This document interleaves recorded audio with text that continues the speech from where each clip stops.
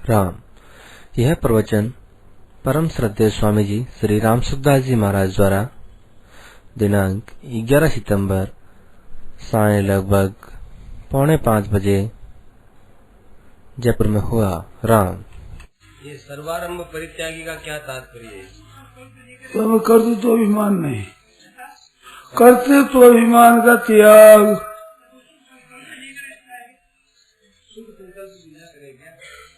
सर्वारंभ परित्यागी। शुभ और अशुभ दो भेद है संसार की दृष्टि से। वास्तव में संकल्प शुभ है ही नहीं। देखो, इसमें भेद देखा जाए तो ऐसा भेद किया जा सकता है कि संकल्प आवश्यक और अनावश्यक। ऐसे भेद करें तो संकल्प एक आवश्यक संकल्प होता है, एक अनावश्यक।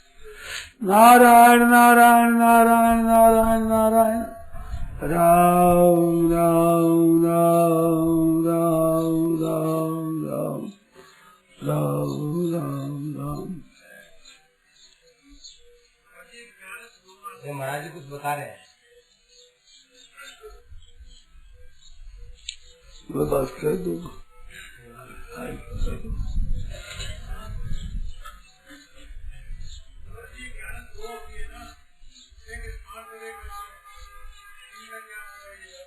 एकादशी दो होती है, स्मार्त और वैष्णव। हाँ, ये दो एकादशियों में क्या कैसे क्या व्रत का क्या? वैष्णवों की करनी चाहिए अपने। एक स्मार्तों की है, एक वैष्णवों की है। एकादशी का व्रत होता है, उसमें 10वीं अगर 30वीं तिथि आ जाए तो 10वीं विद्या कहलाती है। वो एकादशी के व्रत में 10वें की घड़ियां आ जाए तो 10वीं विद्या एकादशी कहलाती है। तो 10वां विद्या हो जाने पर वैष्णव उसको नहीं करते। ये नारद पुराण में आया है आरंभ में ही कि एक मोहनी नाम स्त्री थी, तो उसने फिर वो कुछ गड़बड़ी करी। उसने ऐसा बात हुई कि 10वां विद्या होती है वो मोहनी को मिलता है, वो नहीं करना चाहिए वैष्णवों को। और 10वीं विद्या नहीं होती है, आगाड़ी होती है, तो उसमें वैष्णवों की होती है, वो 10वीं विद्या नहीं होती। एकादशी के व्रत में 10वीं तिथियां तो आनी नहीं चाहिए और 12 की तिथियां आनी चाहिए। स्मृति के अनुसार होता है। स्मार्त क्या क्या? स्मार्त का अर्थ है स्मृतियों का। मानो श्रुति और स्मृति का वैदिक संप्रदाय के मत है। वह वैष्णव का मत है, जैसे रामानुजाचार्य है, वल्लभाचार्य है, विष्णु स्वामी है। ये जो आचार्य हुए हैं, चैतन्य महाप्रभु है, 5 मुख्य है, ये वैष्णव आचार्य हुए हैं। तो वैष्णव आचार्यों ने भजन स्मरण किया, इधर चले हैं। उन आचार्यों ने कहा है कि द्वादशी होनी चाहिए, एकादशी में 12 की घड़ियां आनी चाहिए। जैसे दुर्वासा ऋषि की बात आती है ना, तो 12 में पारण होना चाहिए। 12 में पारण नहीं होगा तो वो निष्फल हो जाएगी। तो 12 में पारण होना चाहिए, ये वैष्णवों की रीत है। 12 घड़ियों में पारण हो जाना चाहिए। मानो व्रत में 12 की घड़ियां आ जानी चाहिए। 12 की घड़ियां में पारण में 13 की घड़ियां नहीं आनी चाहिए। तो वे 12 की घड़ियां थोड़ी रह गई, समय थोड़ा रह गया। इस बार दुर्वासा निमंत्रण दे दिया तो दुर्वासा आए नहीं। तो ब्राह्मणों से सलाह ली कि मैं तुलसी दल ले लूं और चरणामृत ले लूं। साफ निराहार करता है, निर्जल करता है व्रत, तो उसके जल से भी पारण हो जाता है। पर वो फलाहार करते हैं और जलाहार करते हैं, उनका नहीं होता है। उनका पारण तो अनाहार से ही होता है। तो वैसे ले लिया तो वो जल चरणामृत लेना है, जो निराहार है कि भोजन तो लिया नहीं, निराहार है, तो वो कोई हर्ज नहीं है, ले लो। वो ले लिया अपने अपने सलाह से, इस पर दुर्वासा बिगड़ गया। ये कथा आप जानते ही हो। तो कारण ये था कि द्वादशी में होना चाहिए पारना, तो ये वैष्णवों की रीत है। उनके तो 10वीं विद्या हो जाए, द्वादशी में पारना हो न, वो कोई परवाह नहीं है। 10वीं विद्या एकादशी होती है तो वो स्मारकों की होती है, स्मृतियों का मानो। श्रुति और स्मृति वैदिक संप्रदाय है, उसके अनुसार वो होती थी। और वैष्णवों की है भक्तों की, भगवत भक्ति करते हुए है।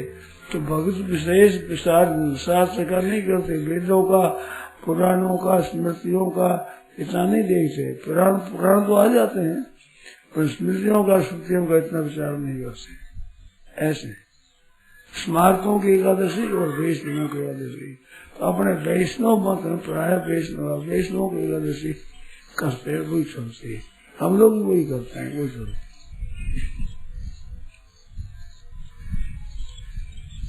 और बोलो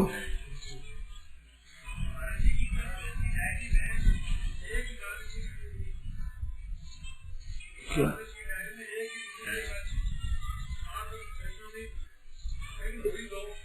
एक लिखा जाए दोनों को भी दो। एक ही एकादशी होती है, वो स्मार्तों की, वैष्णवों की, दोनों की होती है। कहते हैं डायरी में तो एक एकादशी का व्रत था, हाँ। जबकि और पंचांगों में 2 का था। हाँ। ऐसी स्थिति में हम क्या निर्णय करें? पंचांग करना चाहिए। पहले गीता प्रेस की डायरी विशेषता से लिखी जाती थी, अब वो विद्वान नहीं रहे हैं। गीता प्रेस कैसे छापते हैं, ये अब विचारने का विषय है। पंचांग की वो बात पहले ले रहे थे, काशी का पंचांग है जो प्रतिष्ठित पंचांग है, उसके अनुसार करते थे। आजकल कैसे करते हैं मेरे को पूरा पता नहीं है। दूसरी करनी चाहिए, बता दिया ना,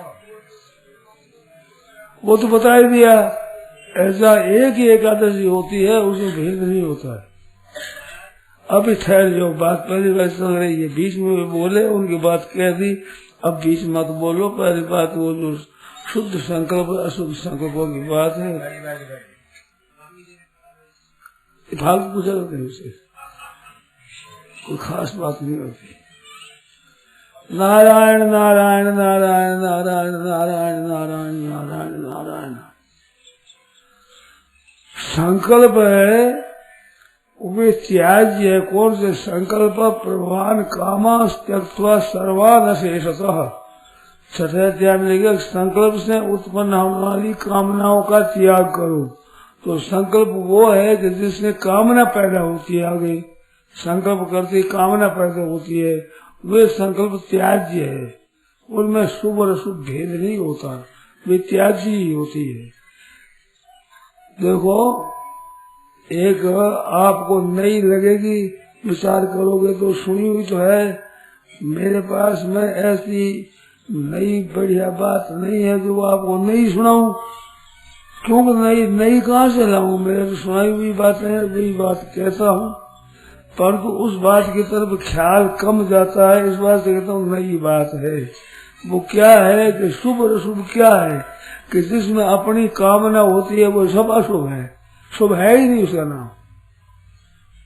याद करो, अपने पुत्र की इच्छा है, धन की इच्छा है, मान की इच्छा है, जीने की इच्छा है, निरोग होने की इच्छा है, शत्रु बन जाए इसकी इच्छा है, ऐसी इच्छा मन में कामना है। उस कामनाओं को लेकर जो काम किए जाए सब अशुभ कर्म है, कोई शुभ नहीं है, अशुभ यह सभी। क्यों? बांधने वाला है, और वे अशुभ संकल्प है। वो देवी संपत्ति विमोक्षाय निबंधाय आसुरी मता। देवी संपत्ति मुक्ति के लिए है और आसुरी संपत्ति है बंधन के लिए। तो बंधन के लिए जो है वो सब की सब अशुभ का अशुभ ही है, शुभ है ही नहीं। आप में भोना लोका पुनरावर्ती ना, ये आसुरी संपत्ति है सब। ये क्या करनी पड़ती है बात। हमारे तो मन में बड़े पंचायत रही वर्षों तक। यहाँ में माम पुष्पताम वाचम प्रबंधन 4 श्लोक है। 41, 42, 43, 44 व्यवसायत्मक है, व्यवसायत्मक बुद्धिज्ञान की धीये 44 है। बीच में 42, 43 श्लोक सकाम कर्मों के हैं। तो सकाम कर्मों को हम कहाँ लगावे, ये हमारे बड़े पंचायत ही रही। इसको कृष्ण शुभ में लगावे, अशुभ में लगावे, देवी संपत्ति लगावे, आसु संपत्ति में लगावे, ऐसा विचार रहा। तो मैं व्याख्यान में कहता था कि ये बीच की चीज है, ना आसु संपत्ति है ना देवी संपत्ति, ऐसी है। ऐसे काम चलाता था। जब गीता की टीका लिखने लगे, उस पर गौरव किया, तो वो सब आसु संपत्ति सभी काम शास्त्रीय है। ते विद्यामान सोमपा पुष्पा यज्ञ स्वर्गतिम प्रार्थयन्ते ते पूर्णिमा शादी सुंदर लोगों में स्नान भोग भोग है। भोग तो पीछे आना पड़ता है। तो जो भोग के पीछे आना पड़ता है, आ ब्रह्म भुवना लोका पुनरावर्ती ना, ब्रह्म लोग तक ये लौट कर आते हैं। माऊ प्रेतित कौन थे पुनर्जन्म न विद्यते, मेरी प्राप्ति होने पर पुनर्जन्म नहीं होता। तो ब्रह्म लोग तक जाने वालों को ठीक कर देखा जाए तो हमारे टीका में एक नई बात है, कई ऐसी नई बातें है। तो उसको भी आसु संपत्ति कहा है। कहते हुए बड़ा संकोच होता है हमारे को, पर तो हम करें क्या? गीता कहती है, कहत कबीर मैं कहता डरूं, और गोर कहती मैं क्या करूं। अब गीता ऐसा कहती, हम क्या करें उसका, हमारे हाथ की बात नहीं। आसु संपत्ति सब ब्रह्म लोग तक की सब। महाराष्ट्र में गए थे, वहां पंढरपुर की बात होगा, व्याख्यान दिया मैंने। तो मैंने कह दिया कि भाई ब्रह्म लोग गए, कोरा खोटी हो गए, कुछ फायदा नहीं। भूसावल में तो वहाँ कहा था भाई। तो ये बजरंग का बोला कि आज नई बात सुनी हमने। ब्रह्म लोग जो खोटी हुआ, ब्रह्म लोग में वर्ष लगे, उतने वर्षों तक फिर 5 जन्म मरने में फायदा क्या हुआ? बताओ क्या फायदा? भोग लिए तो कैसे, फिर वे जन्म में चक्कर में चढ़ गए, तो क्या फायदा हुआ?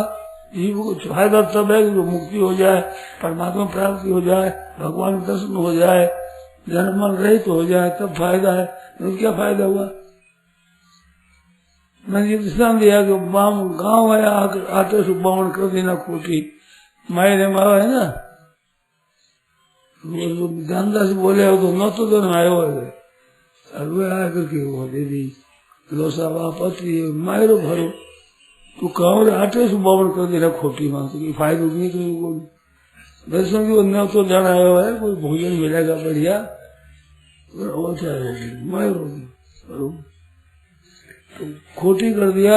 जो अपने ब्रह्म लोक में गए तो खोटी हुआ, कोरा खोटी हुआ, कुछ नहीं लगे। तब कही तो बुझो की बात दक्षिण में कहा था। बजरंग बोला नई बात। तो नई तो और क्या, स्वर्ग लोक में जाओ, किसी लोग में जाओ, पीछा लौट करके जन्म मरण में जन्म चक्कर में चढ़ गए तो उधर खोटी हुई है, क्या फायदा क्या निकला उससे? चक्कर में वो चक्कर चला हुआ। तो वे जो सकाम भाव से किए जाए, सब अशुभ संकल्प है, सब अशुभ। शुभ और अशुभ जो पूछते हो तो जो कामना को लेकर किए जाए सब अशुभ है, जन्म मरण रहने वाले है, शुभ कैसे होगा? तो शास्त्रीय अशास्त्रीय कह सकते हो कि शास्त्र विरुद्ध एक संकल्प हो, एक शास्त्र के अनुकूल हो तो शास्त्रीय संकल्प अच्छे है, तो शुभ तो नहीं कह सकते ये बात। अच्छा, अब वह बात मैं कहता हूँ जो पहले कहने की मन में थी। संकल्प एक आवश्यक, एक अनावश्यक, एक शुभ और एक अशुभ, ऐसे 4 भेद कर सकते हैं हम। संकल्पों में 4 भेद कर सकते हैं, एक आवश्यक, एक अनावश्यक। जैसे भोजन करना है, जैसे किसी आदमी से मिलना है, व्यापार आदि में काम है जो है, तो वो आवश्यक काम है। वक्त पर व्यवहार में अभी जरूरत है तो वो आवश्यक संकल्प होता है। और अनावश्यक जिसमें कोई मतलब नहीं है, जिसमें व्यवहार में कोई सिद्ध नहीं है, न परमात्मा की पास है, वैसा संकल्प मन में आ जाए वे सब अनावश्यक है। और आवश्यक अनावश्यक दो भेद हुए। अब आवश्यक संकल्प में शुभ और अशुभ दो हुए। तो शुभ कौन से? जो परमात्मा की प्राप्ति के लिए किया जाए संकल्प, भजन कैसे बढ़े, परमात्मा का बोध कैसे हो, ज्ञान कैसे हो, परमात्मा की भक्ति कैसे हो, ये संकल्प है शुभ। और जो सकाम भाव से किए जाए और दूसरों के नाश के लिए किए जाए, अपने उन्नति के लिए किया जाए, अपने शत्रु की बाधा के लिए किया जाए, हमारे बीमारी दूर करने के लिए किया जाए, सब अशुभ है। ये अशुभ संकल्प। और आवश्यक अनावश्यक, आवश्यक जो काम जरूरी है, जैसे बैठे तो प्यास लगी है तो प्यास के समय भजन स्मरण करने, फिर बार बार जो याद आता है तो उसे जो पी लो, खत्म करो आप भजन को। ऐसे आवश्यक हुआ वो पूरा कर देना चाहिए, अनावश्यक हुआ तो छोड़ देना चाहिए, और अशुभ संकल्पों का त्याग कर देना चाहिए। अब इसमें शंका है तो बोलो, जिसने संकल्पों में प्रश्न किया उस भाई से कहना है। आपका हो गया ना? ठीक है, अब बोलो मेरी बात। ये पूछना चाहिए। हाँ बोलो, अब बोलो।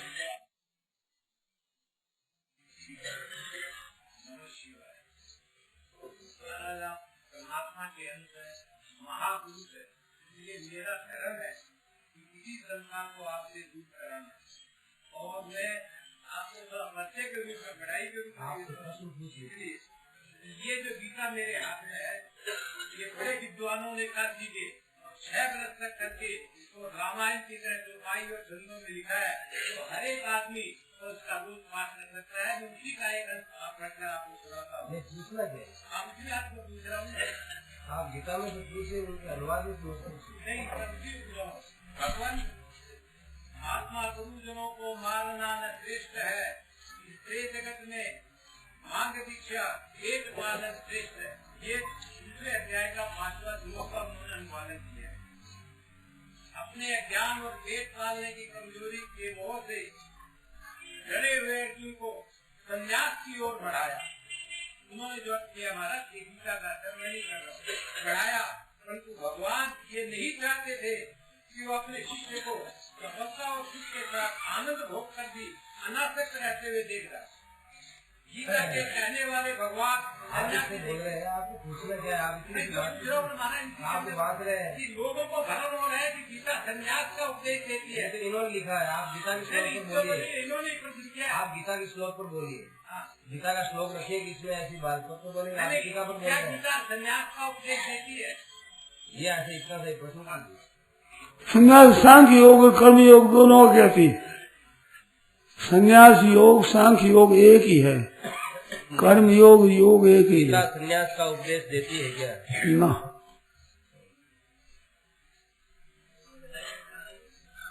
आप श्लोक लो जो विद्वानों ने निर्णय किए हैं, उन श्लोकों को लाकर मेरे सामने रखो, फिर उन पर विचार करें।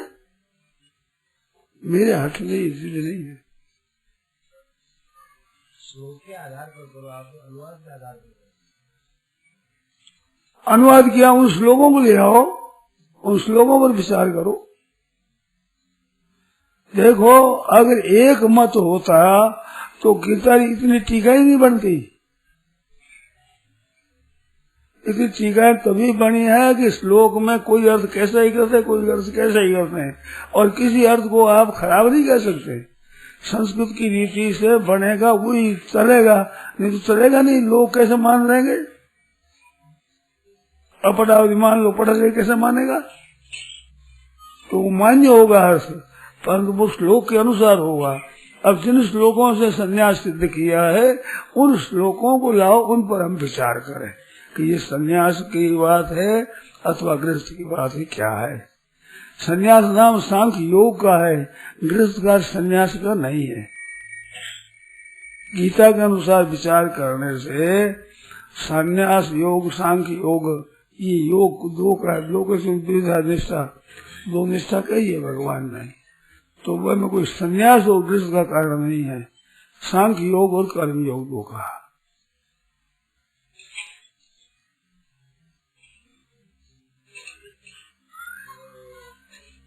ये बात हो गया ना? संन्यास आश्रम अलग है, संन्यास योग अलग है। हाँ जी, संन्यास योग, सांख्य योग और ज्ञान योग एक ही नाम है। ज्ञान मार्ग और कर्म मार्ग ऐसा कह सकते हो। संन्यास आश्रम नहीं, गीता आश्रम पर अवलंबित नहीं है, भावों पर अवलंबित है। भाव, किस भाव से आप साधना करते हो, इस भाव को लेकर गीता कहती है। आश्रम विशेषकर नहीं। वर्ण का धर्म तो साफ आता है, आश्रम का धर्म बहुत संक्षेप आता है, गुप्त रीति से आता है, उसे हम निकाल देते हैं आश्रम धर्म। वर्ण धर्म तो साफ साफ भगवान ने कहा है, ब्राह्मण क्षत्रिय वैश्य।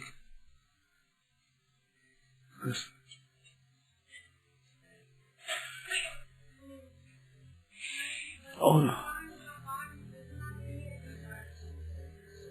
मानसारी सार बजरंग बाण वगैरह, जो बजरंग बाण का पाठ करना चाहिए नहीं करना चाहिए? अच्छा नहीं है, बढ़िया नहीं है।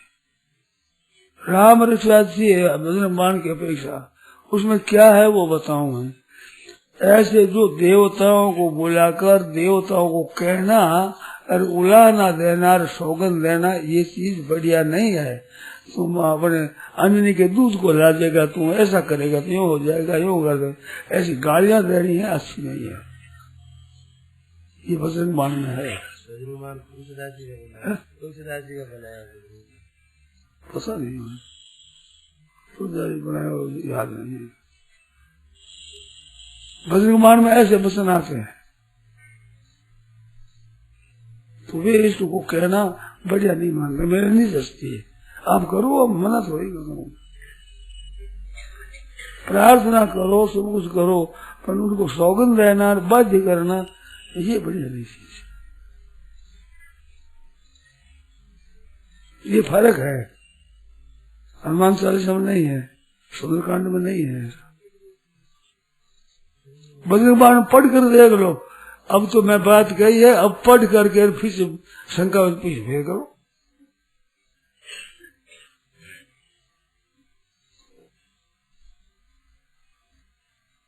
और बोलो।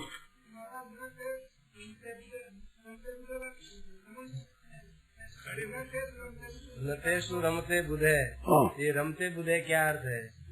मानो रमण करना, खुश होना, प्रसन्न होना, उनसे रमण करना मांग राजी होना। तो उनमें बुध रमते नहीं, रमण नहीं करते। किसमें? जो संबंध जन्य जितने सुख है वे सब दुखों के कारण है। इस बात से संबंधन सुख में विवेकी रमण नहीं करते, उन राजी नहीं होते, सुखी नहीं होते। खेल तमाशा रमण कहता है ना, रम रहे, खेल रहे हैं, तो उसमें क्या है? चित्त बहलाव के लिए खुशी करना, एक आनंद होना है, वो न रमते, रमण नहीं करते। भगवान के ये कहने का मन नहीं लगा, एकाकी न रमते, इस बात एक हो जाए ऐसा। रमु क्रिया धातु का रमते बनता है, खेल है।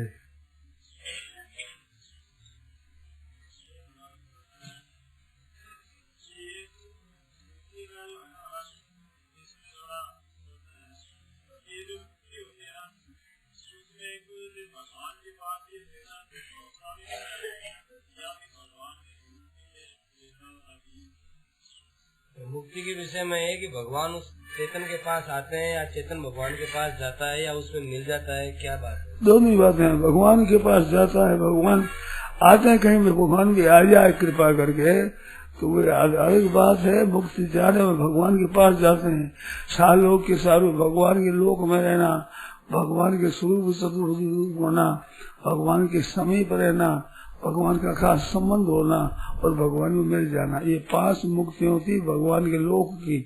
और यहाँ की मुक्ति होती है जो तत्व है निराकार, उसमें प्रवेश हो जाना, ये विदेह केवल मुक्ति होती है, इनको मुक्ति कहते हैं।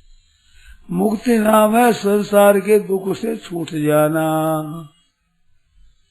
राग द्वेष हर शोक राजी नाराजी नफा नुकसान अनुकूलता प्रतिकूलता, ये थपेड़ा लगती है, इन थपेड़ों से छूट जाए उसका नाम है मुक्ति।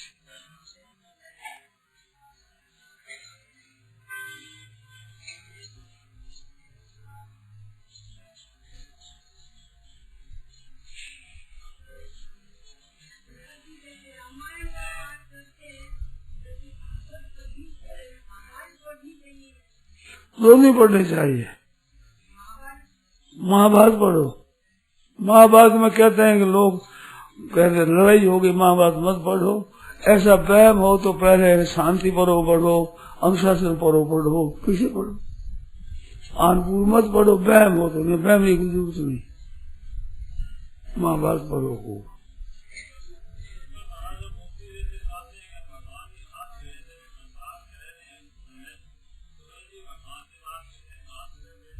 हाँ ऐसे ही जैसे आप लोग हमारे और बात करते हैं, ऐसे भगवान के साथ मित्रता होती है, बात करते हैं, वो मुक्ति है। संसार में जन्म मरण नहीं आते हैं तो भगवान के भेजे हुए आते हैं, काम करते हुए चले जाते।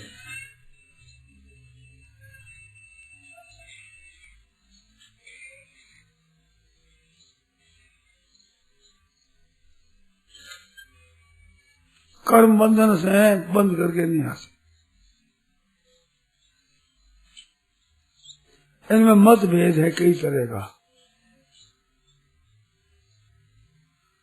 अद्वैत सिद्धांत में दुखों से निवृत्ति, परमानंद की प्राप्ति दो को माना है, और दुखों का ध्वंस हो जाए, आध्यात्मिक दुखों का नाश हो जाए, 21 प्रकार के दुखों का ध्वंस हो जाए, ऐसे नैयायिक और वैशेषिक को मानते हैं। प्रश्न में मतभेद है। और बोलो। राम राम करे, भगवान का नाम लेवे, हाँ। तो किसी को गुरु बना के करें या बिना गुरु के कर सकते हैं? भाई गुरु देखो, बनावटी गुरु काम का नहीं होता, असली गुरु काम का होता है। तुम भगवान का नाम लो और प्रार्थना करो कि महाराज आप गुरु भेज दो। जिनके वचन आपके चिपक जाए, आप टाल नहीं सको, वो गुरु है। ऐसे गुरु बनावटी नहीं होता। गुरु बनाए लो या एक संबंध जोड़ दो, जो दुनिया में संबंध जोड़ देते हैं।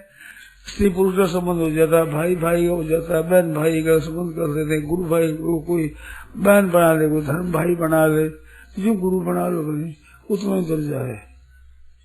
जैसे गुरु भाई बना दी, किसने बहन बना दी, धर्म बहन बना, धर्म भाई बना दिया, मित्रता बना दी, इस तरह से है। गुरु असली मिल जाएगा, फिर गुरु की जरूरत नहीं रहेगी। कुकारस्तांधकार रुकारस्तांधरोध कर, अंधकार हृदय का अंधकार बना देंगे। गुरु वो बहुआ संति, बहुत से गुरु होते हैं। शिष्य वित्तापहार का, शिष्य के वित्त को हरने वाले बहुत गुरु मिलेंगे। दुर्लभ गुरु लोग शिष्य वित्तापहार का, शिष्य के हृदय के ताप को दूर करते, संताप को दूर करते, ऐसा गुरु दुर्लभ है, बहुत कम है।